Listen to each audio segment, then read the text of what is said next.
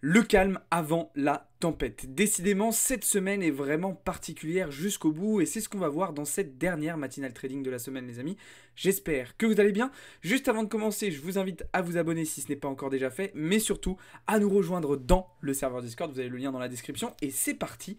On va commencer tout de suite avec un premier point sur le marché crypto qui, ça y est, s'est réveillé un petit peu. Après quasiment une semaine complète de latéralisation, on a enfin un petit peu de mouvement avec, comme vous le voyez, un Bitcoin qui a perdu le support des 42 000 $, Ethereum celui des 2500 $ et qui emmène avec eux une grosse majorité des alts qui ont, eux, davantage souffert. Ok, on est sur des pertes entre 2 et 3,5% sur Bitcoin et Ethereum, alors que du côté des alts, on est plutôt sur des pertes entre 5 et 10% parfois. Donc ça souffre un petit peu plus. Alors qu'est-ce qu'il s'est passé? Je vous avais expliqué lors des précédents lives, lors des précédentes vidéos, qu'on avait énormément de liquidités de part et d'autre du range sur Bitcoin, le range en 1 heure qu'on avait mis en place depuis vendredi dernier.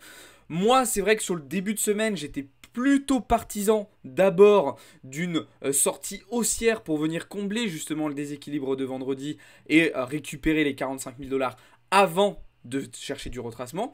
Et bien ça n'a pas été le cas. Plus la semaine avançait, plus je vous disais que j'avais de moins en moins de conviction sur une potentielle sortie haussière et que le mouvement s'affaiblissait. Résultat, qu'est-ce qui s'est passé? Hier, en fin d'après-midi, le prix a dévissé pour venir chercher des plus bas en direction des 40 700 $.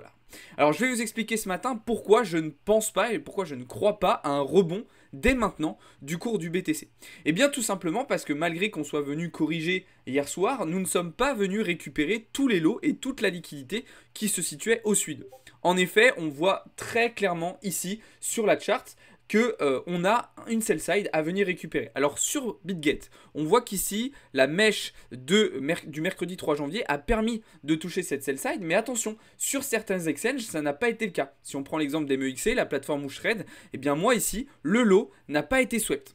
Donc la liquidité est toujours présente. Et puis de toute façon, j'ai envie de vous dire, si on regarde ce qui se passe du côté de l'order book, on identifie quand même très très bien encore certaines zones d'ordre présentes justement eh bien, sous les 40 500 $, voire même bien plus bas. D'accord? Donc, pour moi, le prix a encore besoin de venir chercher plus bas et je serais réellement très surpris de voir le cours remonter vers les 45 000 $ ou même plus bas, hein, mais entre 43 et 45 000 $ sans avoir récupéré ces niveaux-là. Alors, pourquoi ce scénario-là ne me satisfait pas particulièrement? Eh bien, personnellement, j'aurais préféré qu'on nettoie d'abord les 45 000 $ pour ensuite aller chercher une correction continue vers 40, puis vers 38, voire même 32. Là, ce qui m'embête un peu, c'est que je me dis que le prix va très probablement avoir besoin de rebondir sur ce niveau, remonter pour ensuite redescendre. Donc ça rend les choses un petit peu plus complexes, mais à la fois, on peut se dire que ça peut nous offrir davantage d'opportunités. En tout cas, pour le moment, personnellement, je n'ai pas de setup, je n'ai pas de configuration qui me permette d'envisager une éventuelle prise de position durant la journée. De toute façon, c'est vendredi, vous savez qu'en général, c'est une journée où on prend un petit peu moins de position, il y a le week-end qui arrive, on a tendance à plus être sur la gestion active.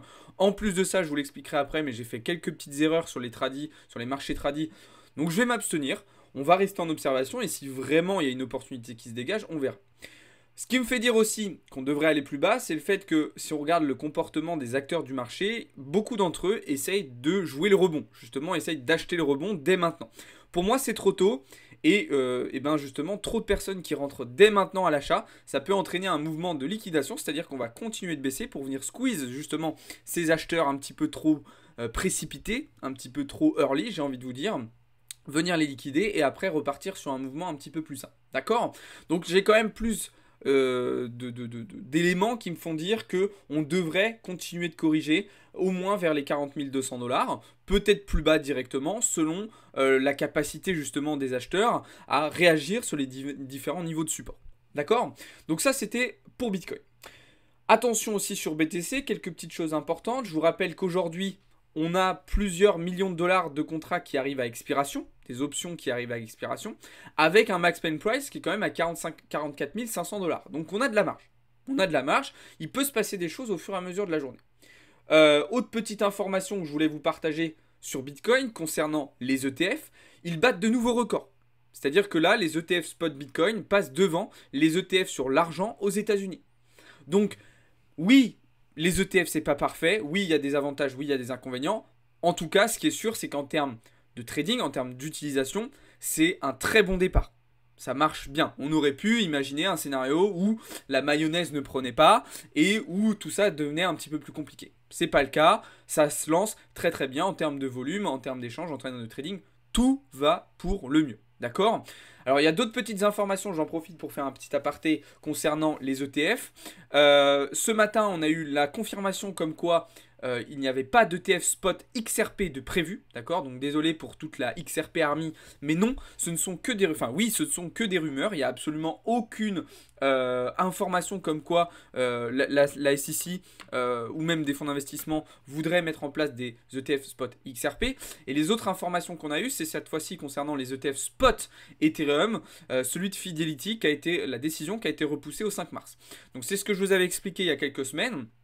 Effectivement, durant les prochains mois, on va probablement avoir pas mal de rumeurs pour l'arrivée des ETF spot Ethereum qui, selon les experts de Bloomberg, devraient arriver entre le mois d'avril et le mois de juin. D'accord? Donc normalement, voilà, on a à peu près actuellement 75% de chance d'avoir au cours du mois de mai une acceptation potentiellement des ETF spot Ethereum.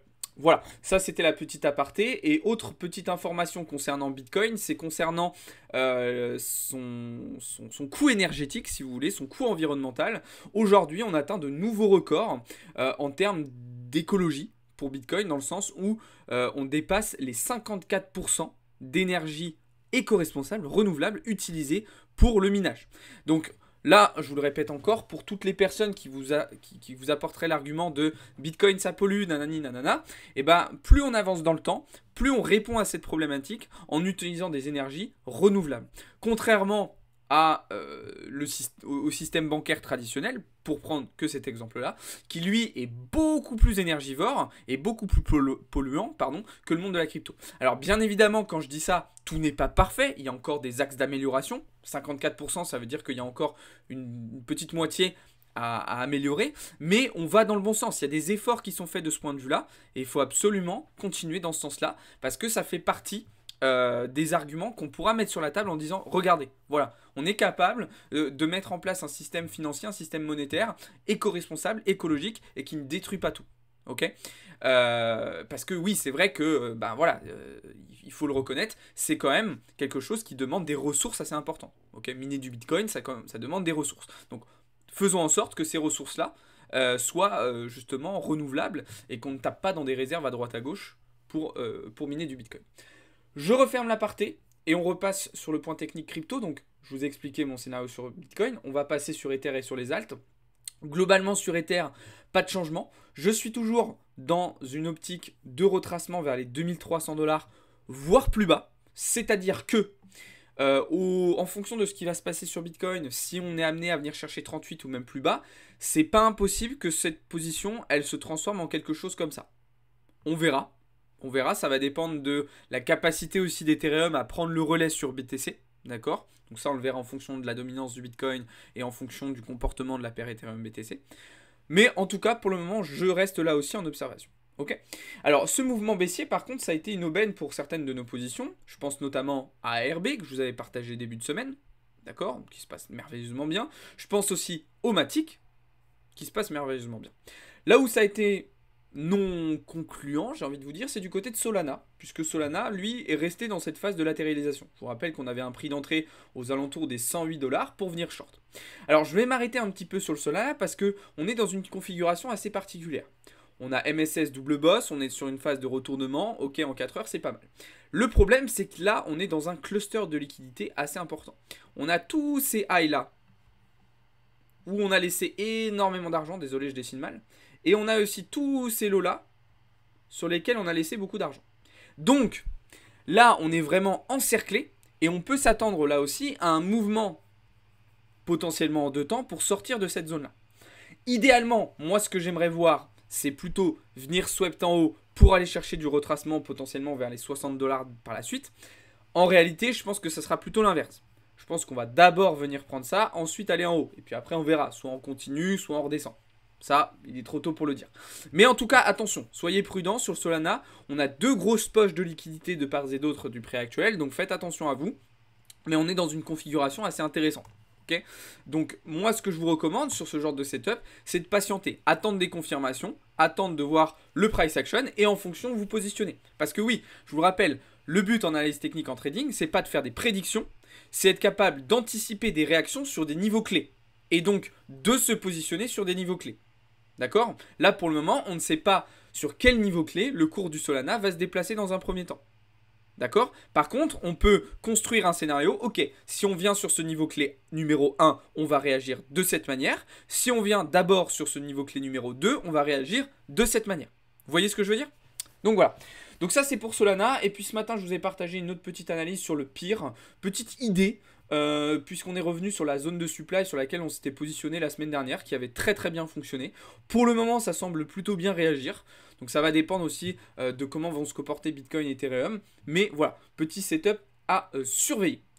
Voilà ce que je pouvais vous dire du côté du marché crypto, les amis. On va pouvoir désormais basculer du côté des marchés financiers traditionnels sur lesquels il y a aussi pas mal de choses à dire, notamment du côté des indices. Et oui, je me suis trompé, j'ai fait des petites erreurs. Donc je vous dis quand je gagne, mais je vous montre aussi quand je perds et quand je me trompe. Et ça a été le cas sur le Nasdaq. Alors, Nasdaq, je m'étais positionné il y a un peu plus d'une semaine dessus. D'accord? On était dans le rouge, on est passé dans le vert. Je n'ai pas sécurisé ma position à cet endroit-là. Pourquoi? Parce que j'attendais vraiment qu'on vienne chercher la FVG en 4 heures vers les 16 400 points. Donc là, on est repassé dans le rouge. Et hier soir, contrairement à ce que j'avais dit, contrairement à ce que je m'étais dit, c'est-à-dire de ne pas me repositionner étant donné la situation actuelle, de ne pas me surexposer alors que le marché me donnait tort, j'ai eu quelques confirmations qui m'ont donné envie de me repositionner. On a été de nouveau rejeté sur les 16 900 points. On a fait une bougie de retournement en 4 heures. Et en plus de ça, on a eu des données macroéconomiques tout au long de la semaine qui étaient plutôt baissières et négatives d'un point de vue activité économique, donc pour indice. J'avais ces confluences-là, ces éléments de confirmation-là, donc je me suis repositionné à la vente. C'est-à-dire que j'ai fait une nouvelle entrée, donc ce qui fait que mon prix moyen s'est déplacé ici, à peu près. J'ai plus le nombre exact en tête, mais à peu près. Le problème, c'est que ça s'est pas passé comme je le souhaitais et le Nasdaq est reparti à la hausse, donc je me suis fait sortir. Bon, c'est pas grave, ça fait partie du jeu, ça rentre dans mon risk management sans problème, mais là où c'est une erreur de ma part, c'est que je n'aurais pas dû renforcer ma position, je n'aurais pas dû faire une deuxième entrée alors que le marché me donnait tort. Ça, c'est l'erreur. Et en plus de ça, vu la semaine assez particulière dans laquelle on était, je m'étais dit justement que je n'allais pas me repositionner et que j'allais plutôt rester sur une gestion active de mes positions actuellement. Donc petit SL sur le Nasdaq, globalement c'est pas grave, je reste quand même sur une bonne semaine, mais c'est vrai que ça entache un petit peu mes performances de la semaine. En tout cas, on a pu observer une belle remontée des indices américains, à savoir donc aussi le Dow Jones et donc le S&P 500. Assez étonnant, encore une fois, je suis relativement surpris de la résilience de ces marchés-là, puisqu'on a quand même eu cette semaine certains chiffres, certains résultats qui ne sont pas forcément très rassurants. On a vu la fête de New York qui avait décroché totalement sur l'indice manufacturier. Ça a été le cas aussi hier avec la fête de Philadelphie. Bon, il y a quand même des choses qui ne sont pas top. En plus de ça, on voit que plus ça va, plus la probabilité d'une baisse de taux dès le premier trimestre s'écarte. On l'a eu hier encore avec Monsieur Bostic, membre du FOMC, qui a lui clairement exprimé son opinion en disant qu'il n'y aurait très probablement pas de baisse de taux d'intérêt directeur avant le troisième trimestre 2024. On ne parle même pas du premier, pas du deuxième, mais bien du troisième. Donc ça veut dire potentiellement pas avant septembre. Ça, les marchés sont très très loin de l'avoir anticipé. Mais à nouveau, je trouve qu'on a une situation de marché qui est un petit peu dans le déni, où en fait, on se dit, ok, bon, ouais, c'est vrai, les datas vont pas forcément dans notre sens, mais c'est pas grave. On a un peu l'impression que les marchés mettent un petit peu les datas qui lui conviennent pas sous le tapis et ferment un peu les yeux sur ça. Le problème, c'est que je le redis encore, pour moi, les marchés sont trop ambitieux, trop optimistes vis-à-vis de la politique monétaire, des politiques monétaires de la Fed. Et au moment où vraiment là, les banques centrales vont dire bah non, on baisse pas les taux, ça risque de faire mal. Alors, on a le cas aussi sur les indices européens, qui d'ailleurs sont bien remontés sur cette semaine. Alors, on avait eu un bon début de semaine bien baissier, c'était bien casse-gueule, et puis c'est remonté. Alors, on a le CAC qui est un petit peu plus en difficulté. Ça, c'est probablement dû à la situation vraiment plus que mitigée en Chine. On en avait parlé un petit peu plus tôt dans la semaine. Mais vous voyez globalement le DAX et le FTSE qui ont bien réagi. Alors, personnellement, pas de renforcement de prévu de position, hormis pour le FTSE. Alors, J'ai hésité à le faire tout à l'heure, j'aurais pu parce qu'il a bien rétrocédé là, sur sa bougie H4, mais j'aurais bien aimé qu'il vienne s'appuyer un petit peu plus haut, là sur les 16 443 points, pour chercher un renforcement de position à la vente et aller chercher plus bas. Par contre, là où il faut être prudent, c'est que finalement sur le DAX et le CAC, on ne perd pas certains niveaux. D'accord? Pour moi, les niveaux de polarité, c'était 7350 sur CAC et 16 470 environ sur DAX. Le fait qu'on soit repassé au-dessus de ces niveaux maintient un biais plutôt haussier. D'accord? Donc pas de renforcement de position pour moi sur les indices européens pour le moment. À voir le FTSE dans la journée, je vous tiendrai au courant dans le serveur Discord. D'accord? Donc, qu'est-ce qui s'est passé d'autre? Comme je vous le disais, le marché dans le déni, le VIX qui redescend. D'accord? Le stress qui s'estompe déjà. Tranquille. Sérénité. Confiance. Pas de souci. Mais attention. Attention les amis, pourquoi? Parce que déjà cet après-midi, ça va pas être de tout repos. Cet après-midi, ça va pas être de tout repos parce qu'au-delà des ventes de logements existants, des résultats des ventes de logements existants sur le mois de décembre, on va avoir les anticipations d'inflation à court terme, les anticipations d'inflation à 5 ans, les attentes et la confiance des consommateurs. Tous ces chiffres-là vont avoir un impact sur les marchés, sur le dollar, mais aussi sur les indices. Donc ça va être à prendre en compte. Et puis je vous le disais, le calme avant la tempête. Parce que oui, globalement, on est sur une situation de marché relativement calme. Mais je vous préviens, les 2 prochaines semaines de janvier, ça va pas du tout être la même chose. La semaine prochaine, je vous rappelle qu'on a PMI de service, PIB sur le T4 et chiffre PCE, donc inflation. Et la semaine encore d'après, on a le FOMC. Donc là, les 2 prochaines semaines de janvier s'annoncent extrêmement volatiles, extrêmement mouvementées. Il va falloir vraiment accrocher les ceintures. Pour le moment, on est sur une espèce de ventre mou. On a l'impression que les marchés se cherchent un petit peu. Mais attention, ça risque de changer dans les prochains jours, les amis. Je vous le dis. Je vous le dis très clairement. Mais c'est pas grave. On se prépare à ça. Et tout va se passer pour le mieux. Ok? Donc voilà ce que je pouvais vous dire là-dessus. Là où j'ai fait une petite erreur aussi, c'est sur le gold. Donc je vous avais dit que je faisais un renforcement de position vendeuse sur le gold hier aux alentours des 2016-2017 points. Bah ça n'a pas fonctionné. Malgré qu'on ait un dollar qui soit resté assez stable, on a un gold qui est remonté. Donc ça montre quand même des signaux de force assez importants sur l'or. Donc j'ai préféré sortir de ma position. Et peut-être que je rentrerai un petit peu plus haut parce que pour moi on reste quand même dans une configuration plutôt baissière.